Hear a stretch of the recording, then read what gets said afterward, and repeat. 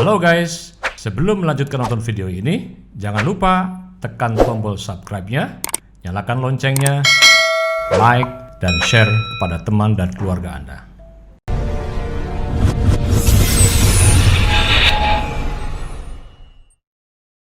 Assalamualaikum warahmatullahi wabarakatuh.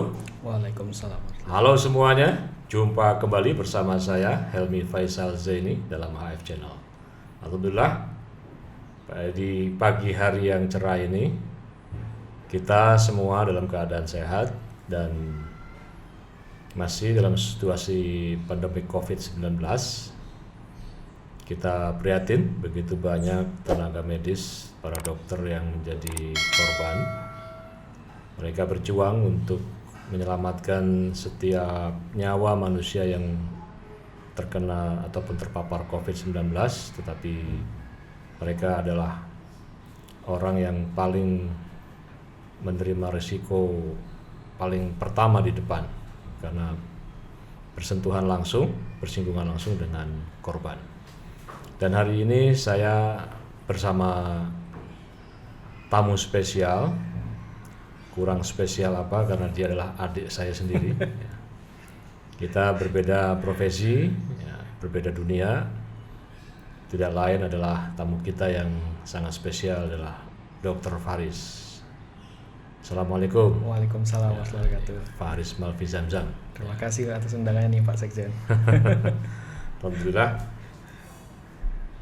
Adik saya Faris ini sekarang bertugas di salah satu rumah sakit umum di Kabupaten Cirebon, tepatnya di RSU Walet. Selain dokter, dia juga sekarang adalah salah seorang pengajar di sebuah perguruan tinggi, tepatnya di Universitas Swadaya Gunung Jati Cirebon, menjadi wakil dekan di sana. Betul. Dan aktif memberikan seminar baik di dalam negeri maupun di luar negeri, di mancanegara. Saya mengikuti IG-nya kemarin, sempat ke Amerika, ke Eropa, dan nanti tentu akan berbagi pengalaman di sini. Dr. Faris, apa tips yang bisa disampaikan kepada pemirsa semuanya dalam situasi pandemik COVID-19? Di tengah sebetulnya di beberapa negara, saya sendiri punya kawan di Sydney dan juga di Adelaide, di Australia. Kehidupan di sana sudah normal. Anak-anak sekolah tidak menggunakan masker. Orang bepergian di luar rumah juga sudah tidak menggunakan masker, dan 0 kasus dalam COVID-19 ini. Tapi sekarang di Indonesia penambahannya masih sangat tinggi sekali. Ini apa yang bisa disampaikan Dr. Faris? Ya, untuk kondisi saat ini Pak Sekjen, kita sebagai warga negara Indonesia menghadapi gelombang satu yang tidak pernah kunjung menjadi akhir dari gelombang. Kalau saya mengistilahkannya sebagai versatile first wave, jadi gelombang satu yang terus bergelombang, berdenyut. Karena kita belum menemukan kelandaian dari gelombang itu. Bahkan di peaknya saja kita belum mencapai. Kita belum sampai pada titik 1% dari populasi itu belum. Jadi kalau penduduk kita itu ada sekitar 260 juta lah. 260 juta, maka 1%-nya adalah sekitar 2, sekian juta. Itu sebagai baru estimasi. Nah, setelah dari estimasi itu kita mau lihat, kita mau nyampe puncaknya di mana. Baru bisa diperkirakan puncaknya pada tanggal berapa ya? Dalam kondisi seperti ini jelas selalu pencegahan itu lebih baik daripada pengobatan. Maka di tengah progresnya penelitian dan pengembangan dari vaksin dan itu sendiri, maka vaksinasi terpenting adalah protokol kesehatan. Jadi 3M, jaga jarak, memakai masker, dan mencuci tangan. Itu parameter yang bisa kita lakukan bersama semuanya untuk penguatan warga masyarakat yang aman dari COVID. Sekarang kalau melihat jenis virus COVID yang masuk di Indonesia ini kan sudah bermutasi ya. Betul. Dan bahkan sekarang sudah terbentuk klaster-klaster keluarga sebetulnya. yang ini lebih berbahaya lagi sebetulnya. Kemudian juga hampir 60% dari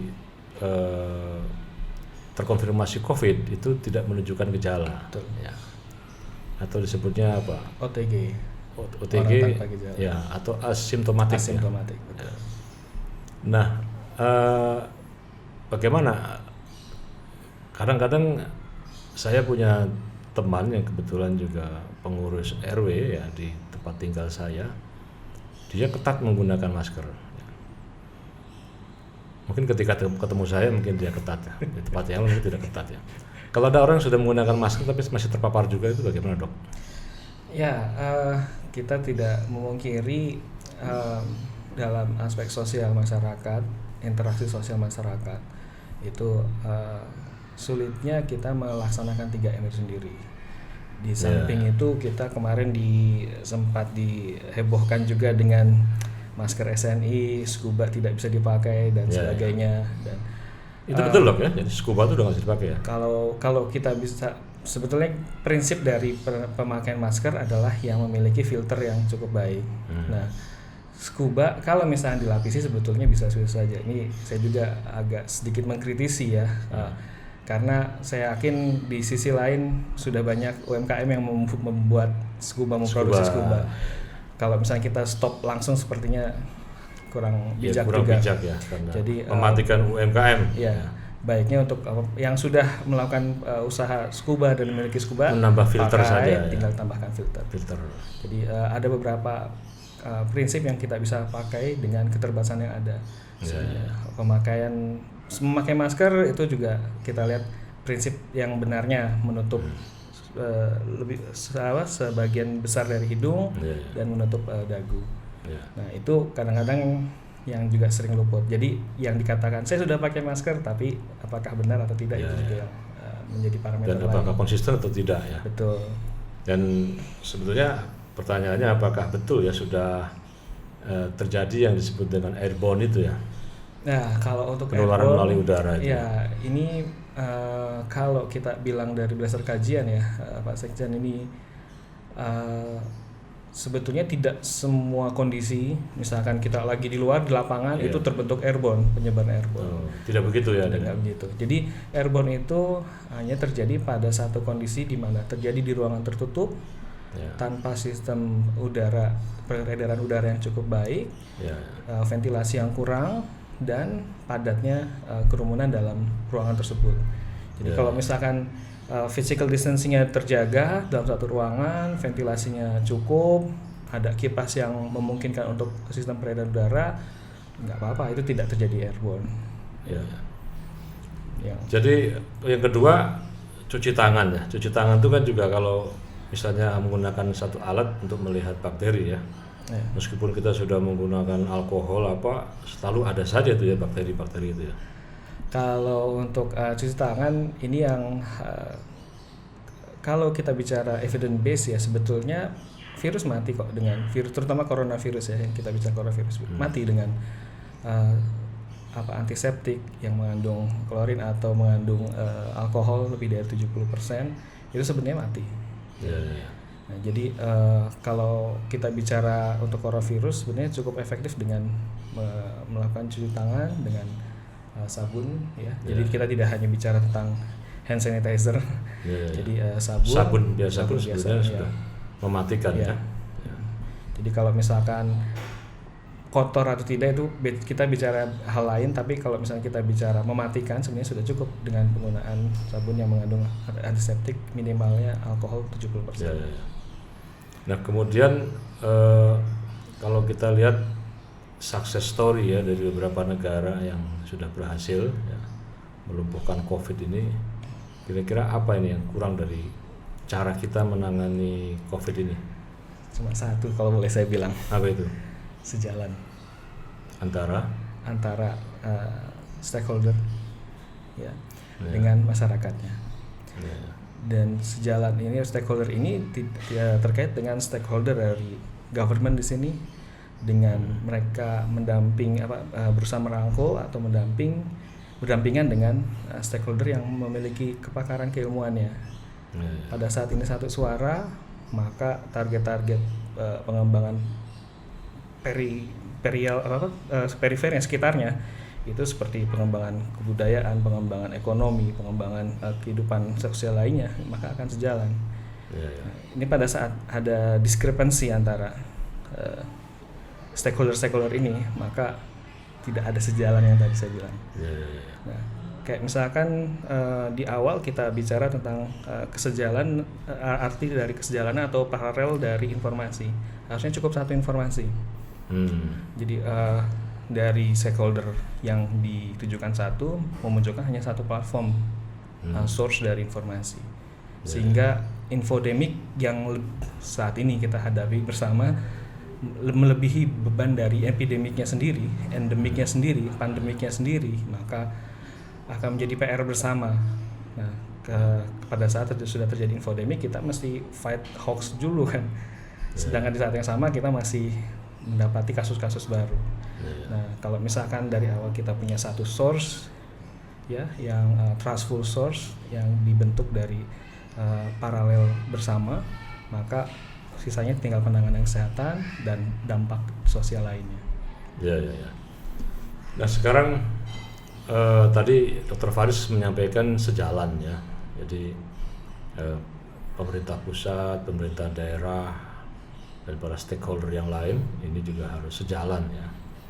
Artinya ketika misalnya Jakarta gubernur menyampaikan satu kebijakan PSBB, ya harus sejalan ya, supaya memotong mata rantai sekaligus juga menurunkan kurva penambahan ini ya, karena kan kita kemarin ketika sudah di 4.000 satu hari, bahkan di Jakarta hampir 1.000 ya penambahan dalam satu hari, itu kan sudah ting-tong ya.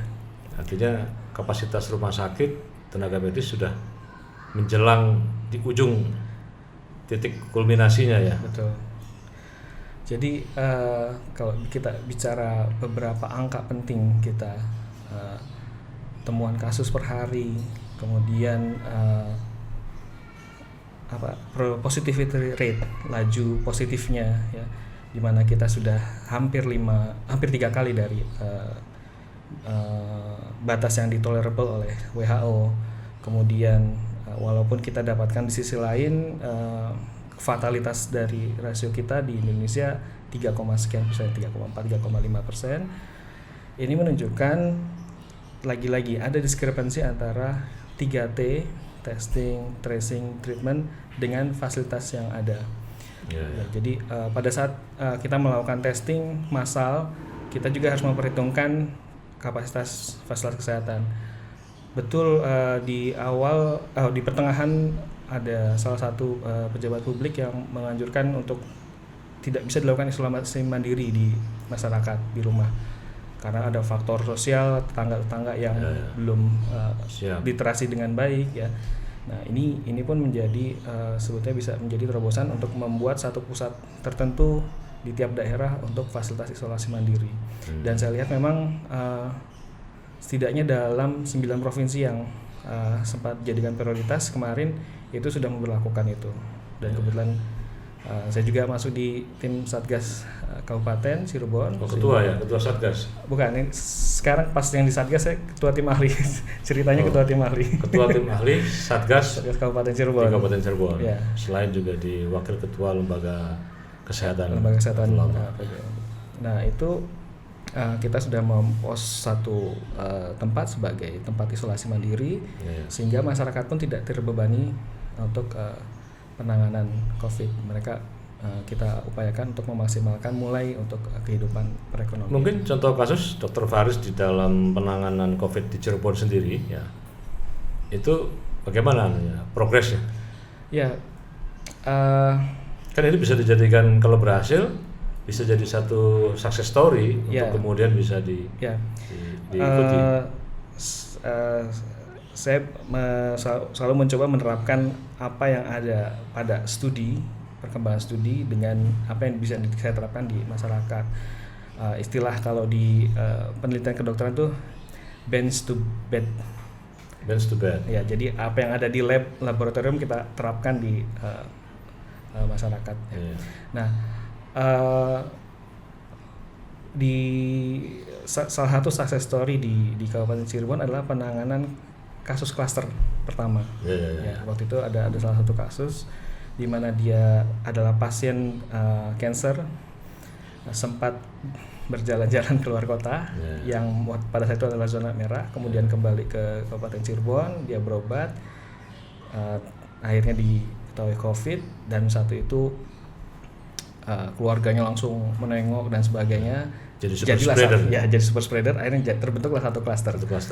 Nah, waktu itu satu sisi akhirnya kita lakukan tracing. Saat itu juga hari itu juga langsung terakhir bertemu dengan siapa, di mana, dan sebagainya. Itu kita menghasilkan tracing layer pertama itu sekitar 20 sekian, 24, 25. Super spreader betul nih. Nah, tracing layer 2-nya sampai 300-an. Ya Allah, ya 350. Namun karena kita dari satu orang itu satu orang. Nah, ini untuk banyak pemirsa tahu dimanapun berada ya. Jadi bahayanya kalau kita tidak melakukan karantina, ya, kemudian ketika dia karier, ya, kemudian berjumpa dengan banyak orang. Tadi kan dari 1, kemudian tracing kedua itu menjadi 20, tracing ketiga 300 sampai 300 ya. Tapi karena kita lebih awal, sehingga dari tracing yang awal 20 sama 350 itu yang kedua kita mendapati 22 yang positif. 22 yang positif. Nah, okay. Saat itu ditanyakan, bagaimana nih pengelolaan yang 22 ini beserta pasiennya? Apakah dirawat atau tidak? Toh tidak ada gejala. Waktu itu saya memberikan setidaknya beberapa parameter yang saya rekomendasikan, yaitu satu, kita lihat nilai CT dari pemeriksaan PCR. Jadi nilai CT itu menggambarkan, walaupun secara kasar sampai saat ini kita kalau secara praktis kurang ada, itu menggambarkan dari seberapa banyak sih virus yang terkandung dari masing-masing orang ini. Nah, itu dari pemeriksaan PCR. Itu satu. Yang kedua, aspek caregivernya. Ada tidak caregiver? Dan support dari lingkungannya. Yang ketiga adalah bagaimana dengan kondisi pemukimannya. Apakah jarang-jarang atau pemukimannya padat? Dari 3 parameter yang saya ajukan, 3-tiganya tidak memenuhi untuk bisa isolasi mandiri. Walaupun saat itu saya bilang, kalau misalkan seperti ini, walaupun orang tidak ada gejala, walaupun secara panduan umum itu bisa isolasi mandiri, saya sarankan untuk rawat. Gitu. Dan realnya, memang akhirnya ke hampir 80-90% dari 22 itu memang baru selesai sampai negatif PCR-nya itu lebih dari 3 minggu. 3 minggu ya? Ya. Dan akhirnya di pertengahan beberapa itu mengalami gejala. Sebetulnya akhirnya bukan asimptomatik, tapi kalau yang dikatakan WHO adalah pre-simptomatik. Jadi saat kita deteksi itu dia belum ada simptom, belum ada gejala, kemudian beberapa hari kemudian dia muncul gejala. Pre-simptomatik ya.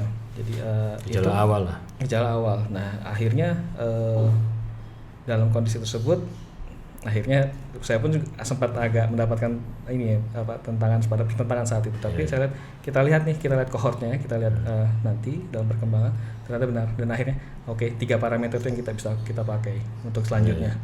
Nah, pada klaster yang kita hadapi berikutnya pun 3 prinsip inilah yang akan kita pakai. Ya. Dan itu akhirnya yang 20 tadi itu sekarang sudah sembuh semua, kembali. Dan tidak ada kasus meninggal ya. Tidak ada kasus meninggal. Termasuk pasien ya. Pasien itu kalau bisa kita katakan sebetulnya waktu awal kondisinya kurang baik ya. Tapi alhamdulillah saat itu. Tapi kan ketika dokter menyampaikan rekomendasi kepada Pemda itu juga kan tidak mudah ya. Ya, betul. Pasti ada penolakan. Saya nggak apa-apa kok, kenapa harus dirawat dan seterusnya. Betul. Tidak jarang dari 22 itu kebetulan punten ada tokoh lah ya. Tokoh di situ. Tokoh masyarakat. Langsung WhatsApp ke Bupati. Bupati. Apaan nih, saya mau di karantina. Kemudian diskusi lagi, Dok gimana dok ini? Saya sampaikan, tetap saya patokan pada keilmuan saya. Bagus, 3 parameter ini. Kalau misalnya ini keluar dari ruang rawat, wah luar biasa. Saya khawatir ini menjadi super spreader seperti hal yang kasus awal ini. Saya bilang begitu. Oke dok, kita lihat perkembangannya. Kemudian Bupati juga melakukan advokasi kepada. Dan desa yang tadi itu dinyatakan sebagai klaster itu sekarang sudah alhamdulillah, zona insya Allah hijau sudah pulih ya. Sudah pulih. Luar biasa. Alhamdulillah juga ini salah satu success story ini dari Iya. Dr. Faris sebagai ketua tim ahli penanganan COVID di Kabupaten Cirebon. Ya. Yang juga mungkin bisa diterapkan di tempat-tempat lain ya. Iya. Bagaimana ada dinamika yang sulit untuk menyampaikan kepada tokoh tersebut ya, kepada bupati, kepada kepala daerah ini. Dan kerjasama yang baik dan kuncinya adalah sejalan. Sejalan betul. Ya, jadi bupatinya sejalan dengan dokter, kemudian masyarakatnya juga sejalan. Iya. Kalau masyarakatnya bandel, ya sudah. Sulit juga. Ya. Success story yang lain belakangan hari, sekitar 2-3 minggu yang lalu, di saat kita sudah lakukan swab massal, alhamdulillah 1% di Kabupaten Cirebon kita sudah lewati swab massal. Oh, luar biasa. Jadi dari 2 juta kita sudah lakukan bahkan lebih dari 1%, sekitar 26.000 sudah kita lakukan. Jadi sudah bisa dilihat. Ya. Dan kita dengan positivity rate 3,4. Positive rate-nya. Ya, jadi bisa kita petakan 3,4 itu secara general saat ini. Jadi, nah, dan rencana ke depan kita lakukan secara random. Jadi positive rate itu adalah kalau dalam 100 orang yang diperiksa gitu ya. Ada sekitar 3 orang itu yang akan. 3 orang yang negatif, maka yang positif. Positif ya. Maka presentasinya adalah 3%. 3%. Yang dikatakan oleh WHO sebagai angka yang moderate itu 5%. Di bawah 5%. Di bawah 5%. Ya. 5% ini kalau sudah lewat 5% ini warning nih. Ada yang ada masalah apa ini gitu kan. Dan dalam konteks Cirebon itu di bawah 5% ya. Di bawah 5%, 3, sekian. Itu pun sebetulnya kalau kita lihat gambaran profil yang kita swab, sebetulnya kalau boleh dibilang nih Pak Sekjen, itu adalah gambaran paling beratnya dari Kabupaten Cirebon. Karena kita belum merambah ke daerah yang zona hijau sama zona kuningnya. Karena kita lebih banyak ngerjakan kemarin itu di zona merah. Nah, ini yang saya juga sudah melakukan advokasi tentang. Dan sampai hari ini sekarang penambahan kasusnya bagaimana dok? Sudah turun? Kalau penambahan kasus saat ini sudah mulai kelihatan tren turun ya. Dari berapa? Turun. Pernah puncaknya kapan? Di berapa? Dan sekarang? 2 minggu yang satu minggu yang lalu itu sempat 1 hari itu 60 kasus baru. Dari 2 juta orang itu ya. Dan kemudian terakhir ini sudah kisaran di 20-15 tren belakangan. Ya. Dan ya kalau boleh dibilang memang pemeriksaan swab massal ini ya menjadi jembatan kita untuk melihat atau memetakan masyarakat. Ini yang bisa kita lakukan. Nah, success story yang lain ini kalau boleh saya sharing, seiring perkembangan terakhir itu kan kita temukan banyak kasus, otomatis kita temukan juga banyak kasus yang beratnya. Jadi banyak yang membutuhkan ventilator dan sebagainya, penanganan kritis lah. Nah, saat itu kita tidak banyak perangkat yang bisa kita lakukan. Kita coba lihat kaji lagi beberapa, saya diskusi beserta beberapa dokter di sana, apa yang bisa kita lakukan untuk pasien-pasien ini. Kita ada pilihan obat yang untuk anti radang ya, yang harganya belasan juta. Kemudian ada lagi yang bisa sampai ratusan juta, 100 sekian juta. Nah, terus tapi kita dihadapkan juga ada pilihan terapi plasma, plasma konvalesen. Nah, terapi plasma konvalesen ini kita dapatkan dari pasien yang sudah sembuh. Nah, itu kita screening dan sebagainya, nanti diberikan kepada pasien yang masih dirawat. Nah, akhirnya kita lakukan itu terapi plasma. Saat itu kami melakukan koordinasi komunikasi dengan RSPAD Gatot Subroto. Dari pembelajaran dari situ, akhirnya kita coba evaluasi. Harusnya A to Z-nya di Kabupaten Cirebon juga bisa, saya bilang. PMI sanggup nggak? Ternyata PMI Kabupaten Cirebon sanggup, dia sudah ada sertifikasi. Kemudian tenaga ahli, saya identifikasi keperluan tenaga ahlinya ada apa, SDM-nya apa saja. Ternyata bisa. Ada institusi pendidikan, fakultas kedokteran sebagai garda terdepan untuk keilmuannya. Seperti ini sudah bisa nih kita lakukan sendiri. Akhirnya saya majukan itu ke Satgas Kabupaten Cirebon, bahkan di SK Satgas yang barusan sekitar berumur 1 minggu ini dimasukkan dalam SK untuk pengembangan terapi. Jadi akhirnya sekarang para penyintas ini nanti akan digeser ke PMI untuk screening segala macam. Nanti PMI punya stok plasma. Pada saat ada yang membutuhkan pasien yang COVID yang karena ini diindikasikan hanya COVID yang sedang dan berat. Nah, ini kita mereka bisa mengakses plasma ini.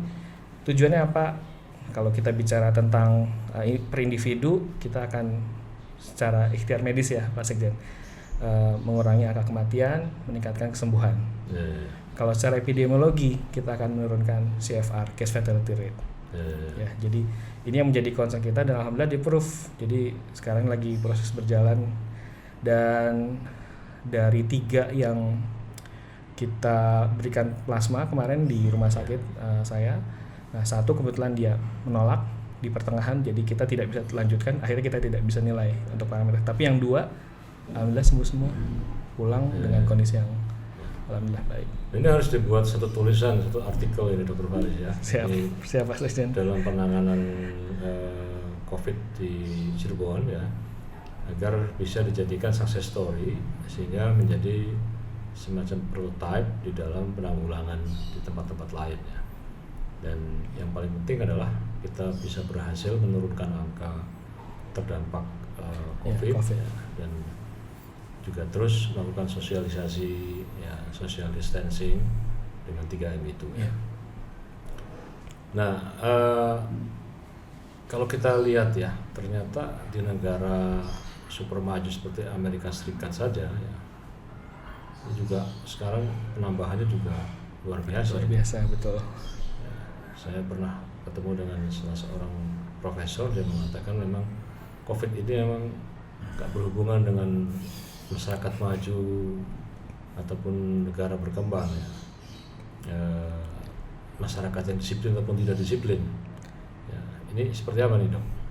Ya, untuk Amerika saya melihat ada beberapa catatan. Di awal saya melihat sebetulnya sukses story yang cukup baik di awal ya.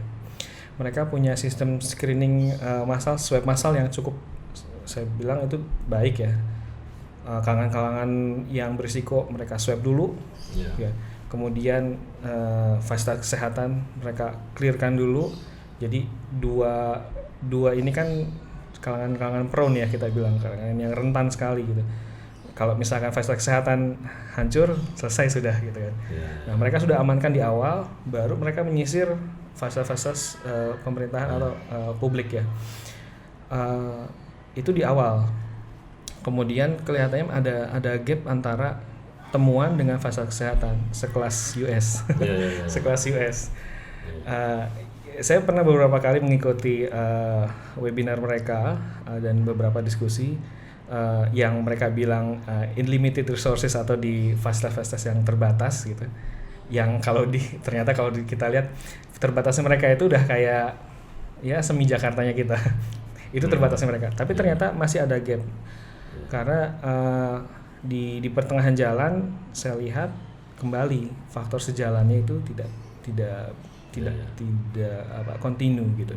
Ya, bahkan masyarakat Presiden Amerika Serikat Donald Trump sendiri kan sempat tidak menganjurkan masker. Ya.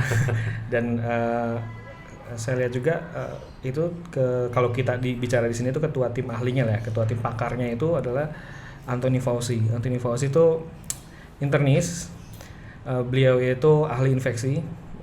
Kalau kita lihat kepustakaan kitab suci penyakit dalam tentang infeksi ya beliau ini yang menulis gitu. Nah, Fauci ini dari awal sudah memberikan beberapa catatan dan sebagainya. Di pertengahan itu ada diskrepensi antara government dengan kepakaran. Kemudian ditambah dengan protes-protes masyarakat yang begitu tinggi. Ya, akhirnya ini paralel ini discontinuation ini. Saya lihat. Nah, setelah itu maka yang kita lihat adalah kenaikan jumlah tanpa ujung yang jelas kalau kita bilang. Beda dengan UK. UK itu peningkatan yang masih terdapat peningkatan, tapi mereka fasilitas kesehatan mereka cukup baik. Ya, protes para akademisi, para pakar didengarkan walaupun di tengah. Kalau UK itu didengarkan di tengah. Jadi di awal itu pihak government itu sempat hanya melakukan SOP biasa. Ya. Pada saat itu ahli-ahli public health sudah bilang warning. Di tengah-tengah muncul kenaikan yang tajam, akhirnya mereka ikut para pakar public health, sehingga bisa kita dapatkan peningkatan jumlah temuan kasus baru, tapi masih terkendali secara penanganan. Kemudian benar nggak ada semacam stigma atau sinyalemen bahwa selalu yang paling rentan terdampak COVID itu adalah masyarakat middle up ya? Kalau masyarakat yang menengah ke bawah ini jarang terkena, betul nggak? Saya tidak setuju Pak Sekjen dengan itu. Tidak ada surveinya ya? Iya, jadi kalau kita lihat yang masalahnya sekarang yang punya akses, yang punya akses terhadap pemeriksaan swab, mungkin kemarin-kemarin ada yang punya pendapat seperti itu karena data kemarin itu masih yang bisa memiliki akses ke situ. Ya karena swab bayarnya mahal ya. Cuma kan dalam perkembangan. Kecuali kalau nanti pemerintah sudah menggratiskan semua swab ya. Ya. Gitu. Kalau di setidaknya yang saya tahu di Kabupaten Cirebon ya Pak Sekjen, itu kita swab massal itu gratis. Gratis ya. Jadi dari 26.000 itu semua dibiayai oleh Pemda. Semua dibiayai oleh Pemda. Luar biasa. Dan ini yang menjadi, makanya kenapa tadi saya bilang saya tidak setuju, karena justru temuan-temuan di awal pada saat kita melakukan swab di pasar, Pak Sekjen. Kita melakukan swab di pasar, dirintis di awal itu swab massal untuk saat di awal kan kita penting sekali untuk stop dulu kegiatan. Nah, ini memang ada perlawanan dari pihak masyarakat, tapi bagaimana kita memberikan edukasi. Kita swab di tempat-tempat perekonomian yang langsung. Akhirnya kita swab pasar waktu itu. Semacam shock therapy itu. Bahwa ada yang jualan sehari-hari biasa positif dia ternyata kan gitu. Super spreader itu. Akhirnya pedagang yang lain juga kagok pada saat mereka bilang kita mau buka tapi sebelah saya positif misalkan seperti itu. Nah, itu yang akhirnya muncul dari kesadaran mereka sendiri untuk mematuhi arahan pemerintah waktu itu. Nah, ini yang bentuk-bentuk shock therapy ini suatu bentuk edukasi yang saya pikir juga bisa dilakukan di beberapa tempat lain. Ya, menarik sekali ini ya. Ternyata adik saya ini, Dr. Faris, dari mukanya kan udah jelas mirip-mirip kan. 11-12 ya. Saya 11 di sisi kiri, dia 12 di sisi kanan misalnya. Menarik sekali ya yang disampaikan Dr. Faris dengan pengalaman ya, di lapangan ya. Dan alhamdulillah ya tidak ada korban nyawa di sana ya. Dokter juga semua alhamdulillah ya. Ya, sampai saat ini untuk dokter 2 yang terkena, alhamdulillah satu sudah sembuh, satu ini baru terdeteksi 2 hari yang lalu. Saat ini sudah menjalani isolasi mandiri. Dan memang untuk nakes kita ada 112 yang terkena. 2 dokter, sisanya ada perawat, bidan, kader. Itu hasil kita swab massal karena kita mau mengadakan relaksasi pelayanan kesehatan, pelayanan imunisasi dan sebagainya. Saya ini apresiasi nih Kepala Dinas Kesehatan waktu itu pada saat ini langsung menanyakan, "Dok, saya imunisasi kan harus jalan, layanan-layanan ini program harus jalan. Bagaimana kalau saya swab dulu?" "Setuju, silakan Bu Kadis," saya bilang. Swab dulu. Akhirnya dapat itu angka itu tadi. Nah, tapi kan jadi kita setelah ini kan melakukan kader-kader turun ke lapangan ini sudah dalam posisi yang aman. Dan kalau saya lihat memang nakes yang terdampak ini bukan dari area pelayanan sebagian besar. Ada sekitar 2% ya, ada 2% dari layanan kesehatan. Tapi sisanya ya di masyarakat. Ini yang menjadi perhatian, jadi itu kan karena local transmission, orang bepergian ya, dari satu daerah zona merah ya. Nah, kita doakan mudah-mudahan nanti sebentar lagi akan ada vaksin ya. Meskipun obat terbaik yang lebih utama, lebih jos dari vaksin itu sebetulnya adalah menggunakan 3M itu ya. Menggunakan masker itu lebih utama daripada vaksin ya. Mencuci tangan jauh lebih penting daripada vaksin ya. Artinya kita mencegah itu sebenarnya lebih utama daripada pengobatan. Nah, apakah betul bahwa virus itu bisa ditanggulangi dengan vaksin? Ya, saya tambahkan dikit tentang 3M, Pak Sekjen. Masker itu efektivitasnya sudah mirip dengan lockdown. Ini yang saya harus ini ya. Studinya ada. Dan jadi masker itu sudah efektif, sama efektifnya dengan lockdown. Lockdown, ya. Ini dia penelitiannya bagus dan dia akhirnya membuat hitungan GDP-nya. Nah ini yang di luar keilmuan saya nggak mau komen masalah GDP-nya. Yang paham aja lah. Ya, hanya yang jelas dengan penggunaan masker, tapi syaratnya satu, semua pakai masker. Nah, jadi dia dalam studinya itu menyimpulkan kalau orang-orang ini pakai masker semua, dia bilang secara masif, maka kita menghadapi efektivitas yang sama dengan lockdown dengan keuntungan ekonomi yang jauh lebih menguntungkan dengan kita pakai masker dibandingkan lockdown. Itu udah jelas. Nah ini yang kenapa kita bilang masalah preventif di 3M ini lebih penting dibandingkan parameter lainnya. Kembali tentang vaksin. Jadi vaksin ini adalah pencegahan, bukan obat. Jadi sebetulnya vaksin itu termasuk dalam kategori pencegahan. Misalkan dulu kita punya vaksin hepatitis B, itu bukan berarti orang yang sudah kena hepatitis B. Nah, tapi dia belum terkena hepatitis B, biar kalau ada yang memungkinkan dia dapat serangan hepatitis B itu bisa bertahan. Intinya meningkatkan antibodi yang spesifik. Ya, kalau misalnya antibodi yang tubuh kita munculkan antibodi yang tidak spesifik. Arti kata misalkan kita punyanya granat dan sebagainya itu untuk menyerang segala macam. Tapi kalau misalkan melalui vaksinasi ini dia sudah sniper yang khusus buat tertentu Tapi aja. Kalau nanti virusnya sudah bermutasi gimana? Nah, ini ada kajian persis sekitar 2 minggu yang lalu nih Pak Sekjen, untuk Pak Sekjen nanya dan saya udah baca. Jadi pas banget ini. Isu perbedaan strain virus pada COVID-19 ini ternyata tidak memicu efek yang tidak signifikan ya. Jadi artinya gini, kita awalnya khawatir ini virus kan akan bermutasi. Lah nanti kita punya vaksin cuma yang di bentuk asalnya aja yang kita teliti. Nah yang bentuk strain-strain lainnya ini yang sudah dia bermutasi ini nggak bisa dicegah. Ternyata ini tidak berlaku untuk COVID. Ternyata dia bisa mencegah strain yang lain yang sudah bermutasi ini. Oh jadi meskipun sudah bermutasi, tetap punya efek proteksi nih vaksin ini. Ganti bentuk apa kayak tetap dia vaksin ini bisa ini. Betul. Karena ternyata si mutasinya itu kurang dari 5% yang kita lihat si virus. Dan vaksinnya sudah ditemukan ya? Vaksinnya sudah ditemukan, hanya masih dalam kajian. Ya, kita harus, karena ini akan diberikan ke living people, orang yang hidup kan. Jadi kita harus hati-hati dalam memberikan. Safety profile-nya harus diyakinkan aman. Nah, kalau yang di Indonesia yang sedang dikerjakan ini sudah masuk fase 3. Kabarnya November akan ada review hasil yang fase 3. Mungkin dalam 1 bulan kita akan ada pendalaman. Mudah-mudahan akhir tahun kita sudah ada kabar baik. Nah, ini kalau boleh bicara tentang vaksin nih. Maka saya kalau boleh ini saya menyampaikan usulan untuk roadmap ya, Pak Sekjen. Kebetulan Pak Sekjen kan kita sebetulnya ya. Konstituen kita kan lebih banyak di lingkungan pesantren ya, komunitas ya komunitas pesantren. Dalam roadmap vaksin untuk Kemenkes dari Kemenkes itu akan ada ya saya lihat itu 2021 sampai 2022 itu pada kalangan prioritas.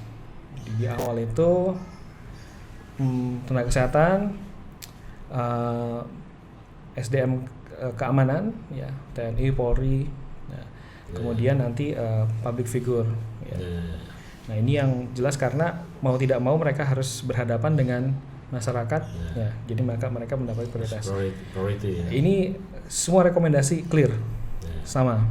Namun setelah itu yang akhirnya ada perubahan. Namun saya lihat dari sekian kalangan prioritas ini Pak Sekjen, saya melihat pentingnya pesantren. Ya social group ya. Ya, pentingnya pesantren di sini untuk masuk dalam roadmap. Karena dan saat ini untuk Kemenkes belum ada untuk 2021 sampai 2022. Roadmapnya. Di dalam roadmap. Yang nanti kita bisa usulkan. Ya, karena kalau kita lihat rekomendasi WHO masih dalam satu folder kalangan prioritas itu itu disampaikan satu untuk tenaga kesehatan dan sebagainya yang sama.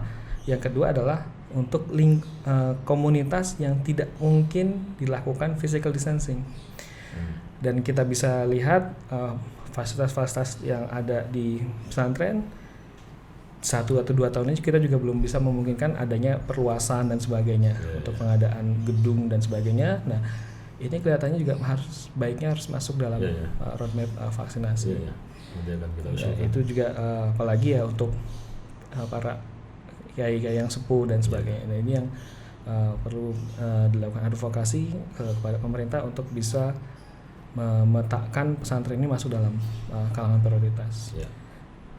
Oke, tidak terasa perjumpaan kita dengan Dr. Faris ini sudah sekian lama ya, dan saya kembali menyetir apa yang disampaikan oleh ahli filosof yaitu Ibnu Sina, dan juga beliau adalah pakar dari kedokteran ya, yang mengatakan bahwa kepanikan itu adalah setengah dari penyakit, ketenangan itu adalah setengah dari obat, dan kesabaran itu adalah permulaan dari penyembuhan.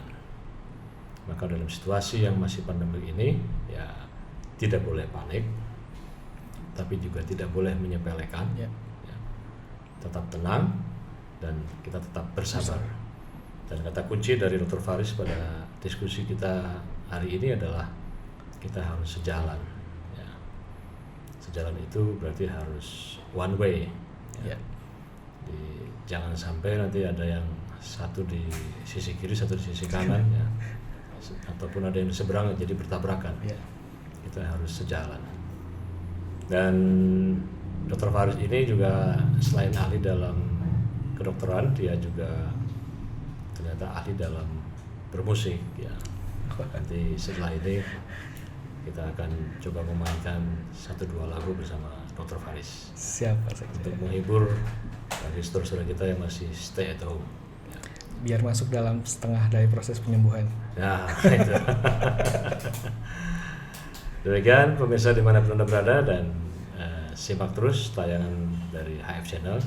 Insya Allah seluruh tayangan kita adalah tayangan yang memberikan edukasi, bermakna, dan tentu bermanfaat bagi kehidupan kemanusiaan kita. Salam sehat untuk kita semua. Assalamualaikum. Assalamualaikum.